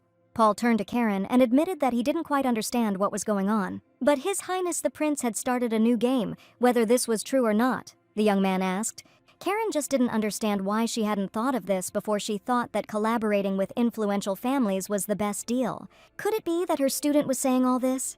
Eric, smiling like a predator baring his teeth, invited Lady Gina Pax to dance. It was now that she remembered Queen Soneti's old words that the future ruler must be greedy and cunning, to those who will not miss anything that falls into their hands. Perhaps this is exactly what the Queen meant. True, Eric had no right to choose. Their dance, like the couple itself, was beautiful. But Lady Gina Pax was simply furious. Not only had he not officially announced the engagement, but he had also put her family's status in a precarious position. Eric said that thanks to parties with her, it was easy for him to understand the balance of power in aristocratic society. He didn't dare play with her. Gina was ready to almost strangle him right there with her own hands. But the prince, trying to calm her down, told her not to think that her family was the loser. He said with a sly smile that the girl dragged him around like a doll and had a lot of fun. Gina Pax couldn't take it anymore and yelled at Eric to shut up. She won't just stand there with her hands folded. The glasses of wine shattered on the marble floor with a loud crash and squeal, but one broken one rested peacefully in her hand for several very long seconds. The girl growled that she would not back down so easily and pointed the broken glass at the prince. But Eric didn't even move. Jenny was beside herself with rage and was ready to plunge that broken glass straight into the prince's neck. But the prince maintained the calm of a monk. There was a sense of power in him.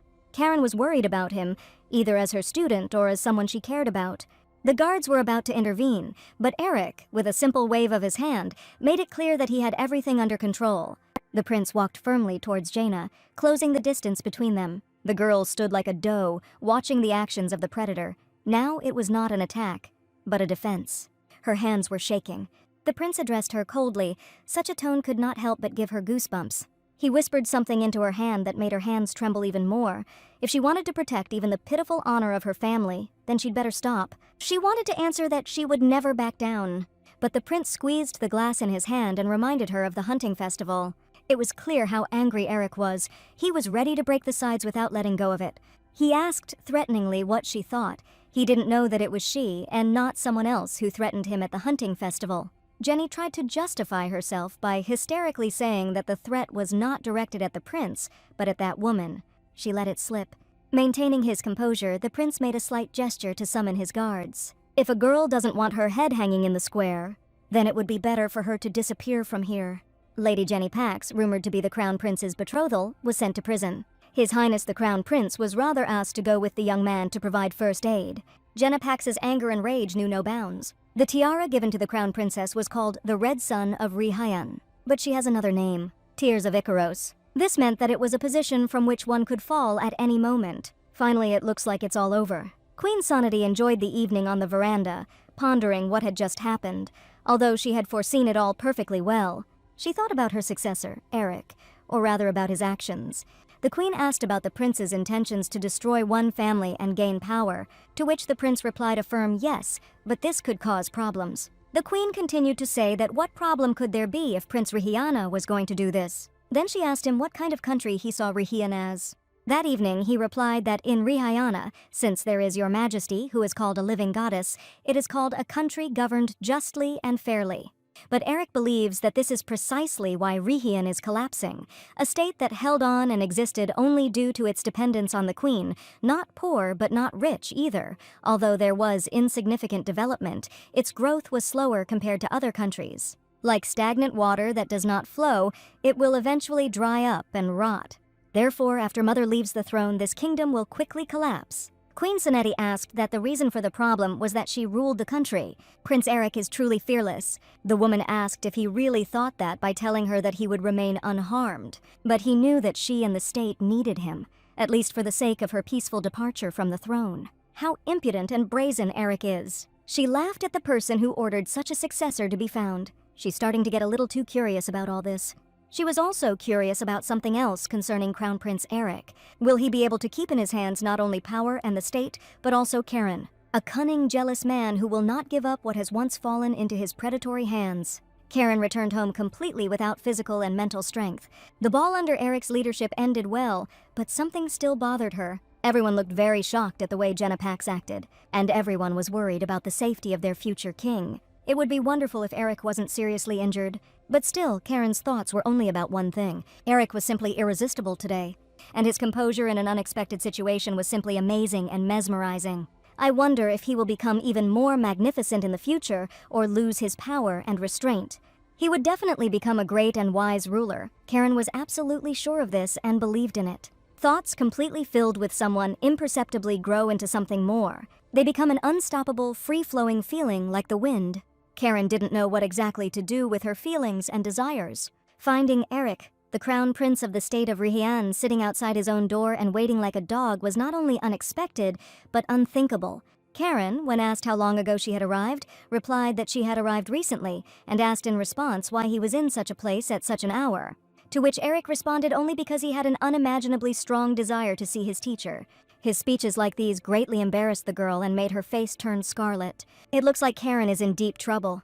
The long-awaited kiss that Karen tried not to even dream about. All of Eric's tenderness was directed only towards Karen. His touches, words, kisses. But the girl, as usual, pushed him away, saying that it was already late, and if he left without saying anything, others would worry. Suddenly, Eric grimaced and burst into laughter. Karen was afraid that she had touched the very place where the boy was injured. But he smiled and showed his completely healthy hand, saying that he had already healed that scratch with healing magic. Karen was very worried about him, and it was impossible to hide it. Eric asked for forgiveness, but if she constantly avoided him, he would be very offended, so he asked the girl to show him her face. He wants to look at her. Now Karen understood what she had been thinking about for so long. She was not weakening in front of Eric. She was simply weakening when she was next to Eric. She melted in his arms, dissolving in his touches and kisses. Karen can no longer lie to herself that she didn't miss him. Eric admitted that he was interested in something. Who was the man who was with Karen at the ball? Karen replied that it was Paul, her school friend, who now runs a research lab in a foreign land. Jealous Eric asked that this was the man who knew Karen in a way that he did not know her. This question surprised the girl so much that she didn't immediately find what to answer. She laughed at Eric's cute jealousy. The guy got a little angry, because he was jealous because she was Karen.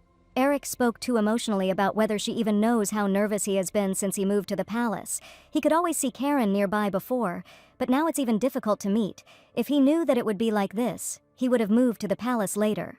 Karen laughed even harder and asked if he was really the one who had proposed such a wonderful policy today. He added, hugging her, that he wanted it to always be like this. Karen replied that she was worried that he might later regret the relationship, but Eric didn't understand why he should regret them. The girl is afraid that his feelings are a delusion born out of respect. That's what she thought. But the prince, as if reading her thoughts, suddenly replied that he had never regretted it, and never would. Because he, from the very moment they first met, fell deeply in love with Karen. The girl's face flushed at these words. He kissed her forehead with all tenderness and care, wanting to convey through the kiss all his feelings that were hidden inside his soul. Karen wondered if it was always this thrilling and exciting when he said her name. They say the prince did not spend the night at the palace last night, and that at yesterday's ball Jenna Pax injured his hand with a glass goblet, which she waved in a fit of rage. And since he had not yet spent the night at home, the queen was worried that she could not sleep. She asked Karen if this was the same feeling that mothers experience. The countess replied that he had not spent the night at home, without saying anything, which was, of course, incorrect.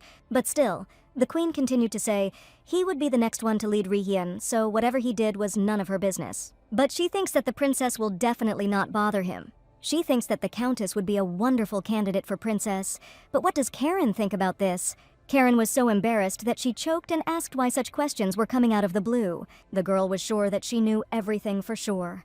But the queen only laughed. Eric was informed that the master had finished cutting as he had ordered. The ring for his beloved was finally ready. Karen was very surprised that there was only a month left. Paul replied that yes, as soon as the conference was over, he was going to return to his homeland. It was not good to leave the laboratory for a long time.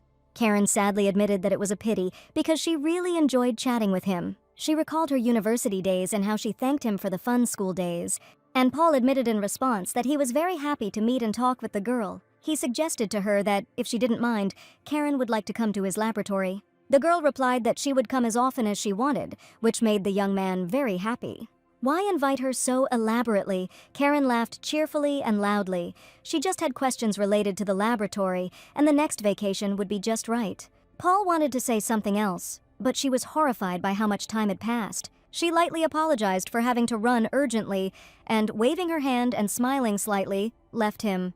Paul watched her go, fascinated, wondering who she had such an important meeting with. The servants passing by the royal library suspected nothing. But the girl asked the guy if he had heard any strange sound, to which he replied that he had not. It was strange such sounds which made the girl embarrassed, should not have come from the royal library. But I had to pretend that nothing had happened and return to work. For the girl, this was very embarrassing and somewhat shameful. She asked Eric to stop because they had just almost been caught. But he, as if not paying any attention, just smiled and kissed Karen's hand. She was with another person where he wasn't. Should he be jealous about that? The guy is still worried. But the girl already had to go. If it wasn't an urgent matter, then it would be difficult if he kept calling her that. But Eric replied that there was an urgent matter, and it needed to be done very quickly. Karen was not in the best mood again. They say that when you learn to steal late and before you know it, dawn breaks. She never thought that she would have something similar. She thought about when the tunnel would be finished, and that she knew there were mana stones in the mountain range that belonged to the Ilai. But due to the difficult terrain, there were difficulties with extraction and transportation using only labor. Thinking about building a tunnel in that place was just an impossible dream, she thought, so even as a child. But her student is really very smart. She will also work hard and help Eric in his future endeavors. The girl found a letter on the table and asked when it was delivered, to which the girl replied that it was 2 hours ago. If it's red, it must be an urgent message. A delegation from Adelbar arrived in Port Wellington to congratulate Prince Eric on his change of title from Archduke to Prince, and they are heading to Rian. Below is a list of the members of the delegation, which included the bride, her sister. This made the Countess very angry, and she tried to find out why it was only reported now. And in the port, the sailors failed to hold the cargo, so it fell with a loud crash. But the sweet girl, truly wanting to know if the young people were okay, turned to them.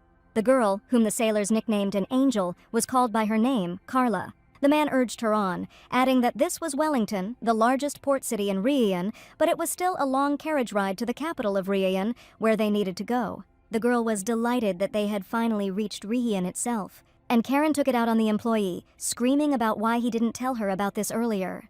But they tried to reassure her that since Her Majesty the Queen had not said anything about this, perhaps it was because the matter was not so important. But Karen was simply furious.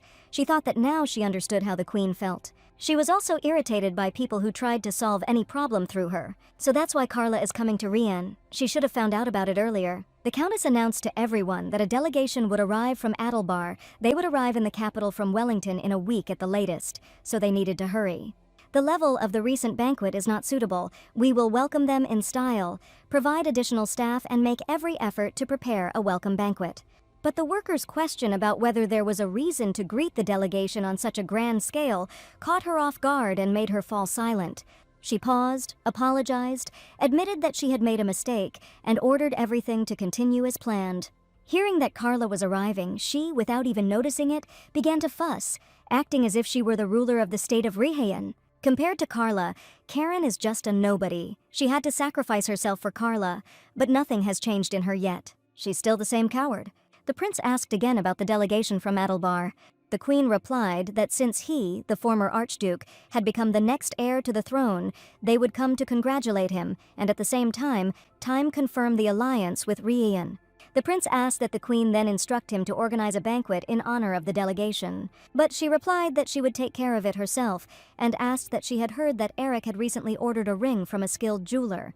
She knew it was for Karen, and she was glad for the smart crown princess. Eric replied that he wanted to make an offer soon and announce it officially, to which the queen replied that he should do as he saw fit, and that everything was right. Even if she tried to dissuade him, he would do it his own way. Queen Sonati admitted to herself that she truly had such a wonderful son. If she also becomes attached to him, it will be a real disaster. It's time to slowly prepare for leaving. Karen didn't even notice how Eric was lying on her lap. He asked what she was thinking about. She replied that she just had a lot of work and it wasn't scary, but the prince continued that the girl was a terrible workaholic. When the prince asked her if she thought about him at all, the girl answered with a smile that she always thought about the prince's well-being. Eric heard from Her Majesty yesterday that a delegation from Adelbar would arrive, which is Karen's homeland. To avoid conversation, the Countess said that it was time for her to go, and that it was not good to leave her workplace for a long time. Eric tried to reason with her, calling her by name, but the girl was muttering something under her breath about a mountain of documents on the table. He grabbed her hand tenderly and asked her to calm down. The girl looked truly confused. She was thinking whether or not to say that in this delegation there would be that very younger sister she had told him about. If she tells Eric, maybe she will feel better. She does not want to involve her personal feelings in diplomatic matters. She, trying to hide her worries, asked with a laugh if Eric was worried about her. He said of course, but Karen said she wanted the delegation that had gathered for him to be successful. That's probably why she's a little nervous. But she asked with trepidation and tenderness why she should lie to him. Eric replied that if something happened, she should definitely tell him and they would figure it out together. The prince received another letter. He was informed that she seemed to be very busy preparing to receive the delegation and could approach her again later. Eric didn't like this at all. Whatever one may say, it seems to him that it all started that day. Karen deliberately buried herself in work because she didn't want it to look like she had lied to Eric. A caring person like Eric would definitely notice that something was wrong with her. And it's not just diplomatic issues. She doesn't want to show him her pathetic side. So only until Carla returns. She just needs to hold out until this very moment. Everything will be fine. She will definitely cope. Finally, the day of the delegation's meeting in Riayana arrived. Eric asked with some displeasure how the Countess had lived all this time. But the girl, with feigned cheerfulness, replied that, thanks to his care, she was completely fine. The prince added with a smile that this evening the Countess would have to devote time to him too, and not just to paperwork. He looked at her sharply, kindly, but at the same time, suggestively. But Karen was too nervous all this time. You just have to endure this time steadfastly, and then it will get easier. It was said that the bride of the third prince, Adelbar, was a saint. The man bowed before the prince and thanked him for the warm welcome, showing respect. It was Christian, the third prince of Adelbar, and his bride is Saint Carla, who is honored to meet His Highness Prince Eric. The girl's eyes sparkled, but her gaze was not directed at the prince. She rushed towards Karen to envelop her in a tight sisterly hug. She said excitedly that her mom and dad were very worried about her, while everyone else stood there in bewilderment. The hall was filled with conversations, but the sister still did not stop asking questions about how her sister was doing here, who did not even answer letters. But Karen didn't hear. In her head there were screams that she was ugly, that compared to Carla she looked like a monster, and that Karen should get out of sight. The Countess felt sick and could not utter a word. Eric, he must be disappointed to see her so unable to speak. Besides, they don't look alike at all, even though they are sisters. But suddenly, Eric stood in front of Karen and said that he understood the joy of Carla meeting a family member, but maybe they should postpone the long-awaited reunion for later. Her Majesty the Queen is waiting. As a token of apology, Carla asked if she could grant the prince the blessing of the goddess Hela. She had already taken his hand without waiting for an answer. Her husband called her name in an angry tone, and Karen, indignant and perplexed, asked what this meant. But the prince replied that he was forced to refuse and freed his hand. He replied that there was only one god he believed in and pointed his hand at Karen. It was a gesture that protected Karen from her sister, at least for a while. But as usual, Queen Sonati stole the show. Perhaps that was for the best today. She said with a smile how deep the prince's love for his mother was. She also hopes that Saint Carla will understand everything correctly. The visiting delegation bowed to Queen Sonata, thus showing their deep respect. Christian, in order to at least slightly smooth over the awkward situation, said that Carla did it out of pure motives and asked to forgive her for this insolence. The girl, making an unimaginably sweet face, replied that she just wanted to apologize to His Highness. Eric, keeping his face, replied that everything was fine and invited the guests to come with him. Turning around, he asked the Countess to help him see the guests out. This pulled Karen out of her stupor. As usual, Karen's sister had already tagged along with her, but they still left. Karen thought that all her achievements paled in comparison to the miracle that had appeared for the first time in 100 years. The Countess, feeling very uncomfortable, decided to escape from the tea party while no one was looking. And what should she do now if she got so nervous as soon as she saw Carla? It seemed to her that Eric said the words about the goddess he believed in while looking directly at the girl, although this was impossible. Carla is still beautiful. Her very existence radiates light, and Karen thought of herself as nothing compared to her. Suddenly, someone grabbed her hand and turned her around. It was Eric, who was asking if everything was okay with the girl. But the girl, having called the guy by his title, tried not to show it. He was worried because the girl was very pale. He asked if this was the sister Karen had once told him about. Nodding affirmatively, she apologized for not informing him about this in advance. But the guy didn't answer. He just lightly kissed her on the forehead. He pulled away for a second just to ask if he could kiss the girl, and he added that she seemed very tense. He started showering Karen with compliments, telling her how beautiful, smart, wonderful she was and so on, and then asked if she was feeling better. Yes, thanks to him, thanks to the fact that he is nearby, she felt much better. Karen was pestered with questions about why she didn't tell them her sister was a saint. All the attention and comparisons are directed not at Karen, but at Carla, something the former has become accustomed to over so many years. Compared to Carla, who was innocent and beautiful like a ray of sunshine, Karen didn't look like the most beautiful child in the family. And the people around again admired how beautiful and sweet her sister was. Finally, the Countess could not stand it any longer and said that Carla was here as a member of the delegation from Adelbar, so please let her behave appropriately. Karen decided to act as usual because it was just her job. But Carla managed to attract attention to herself here too, this time even more. The girl began to cry like a little child who had been scolded for bad behavior. Karen simply didn't know how to react, whether to cry or laugh, and immediately people ran up to Carla to console the sweet creature. The girls who calmed the girl claimed that the Countess was simply embarrassed to see her sister after a long separation. But Carla continued to cry and blame herself for everything. She talked about how Karen lived so well in the Great Kingdom. It seemed she was too tactless and only bothered her. She and her parents were so worried that she was alone in a foreign country. Both she and her parents treasure her sister very much. After Karen left Adelbar, Carla missed her so much that she cried every day, and it was so difficult to contact Karen. But suddenly a familiar voice saved Karen from this nightmare. He said that the Countess was very busy with administrative matters and caring for him. It was her lifeline in this situation. If it weren't for Eric, Karen would have definitely lost her composure. He said that when he was left alone in Wellington, she brought him to Ryan and taught him a lot, and it was thanks to her that he was able to come here. It seems like he and this country took Carla's precious sister away from her, so he apologizes, but Carla says that's not what she meant at all. And the people around began to gossip that the Countess was really very busy, and that her wisdom was recognized in the kingdom of Riyan, which is why the queen granted her the royal title. Carla was no longer crying, but instead was smiling broadly and telling her sister how cool she was. But Karen couldn't control herself any longer.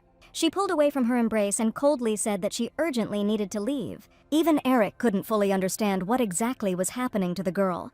He ran after her, just so as not to leave her alone with herself. But Carla stopped him, timidly taking him by the cuff of his shirt. Out of place, she asked the prince if he would like to dance with her. It was awkward to refuse a member of the delegation from Adelbar in front of so many people. She said that she herself didn't even notice, but Eric extended his hand to her and addressed her. The girl was already ready to start dancing while simultaneously saying what an honor it was for her. But Eric pulled his hand back with some disgust and said that he wanted to ask her something first. Why did she, the future crown princess of Adelbara, accompany the delegation? She, laughing merrily, answered, because she is a saint. But Eric, smiling predatorily, said that he had misunderstood her. He was simply mistaken when he saw her at an official event, not in the robes of a saint, but in a dress. The people around them, hearing this, immediately changed their expressions. Instead of charm, contempt appeared on their faces. They began to whisper that the jewels on that dress looked like real ones, and shouldn't a saint have separate vestments? Carla, who was now directly disgraced, could only say that if the prince did not want to dance with her, he could have answered directly. He dryly replied that that was not what he meant, and apologized. It's just that if she was inviting him as a future princess, he wanted to first ask permission from her fiancé, Prince Christian. The girl replied that she was both the crown prince's fiancé and fulfilling her duty as a saint, and asked the prince to be understanding. He apologized and said that if the princess didn't mind, next time he would invite her to dance himself. The girl was charmed by his beauty and manners. He added that, of course, if Prince Christian allowed him to do so he asked to enjoy the rest of the time at the party. He raised a toast to the two kingdoms, and everyone quickly took up this toast and joyful shouts were heard everywhere. Karen stood alone, looking into the distance. She received help from Eric again, and now she thought only about it. Suddenly, a painfully familiar male voice called out to her, thereby greatly frightening the girl. She smiled insincerely and said that she was fine, and that she felt embarrassed that she showed him her weak side so often. She asked him if he was disappointed that Karen had tried so hard to appear smart in front of him, but in front of her younger sister she had turned out to be as dumb as a fish. Still, she added that she looked stupid and was no different from her childhood self. She spoke in a choked voice about how Carla was still just as beautiful, but she was still just as awful. And suddenly she started screaming.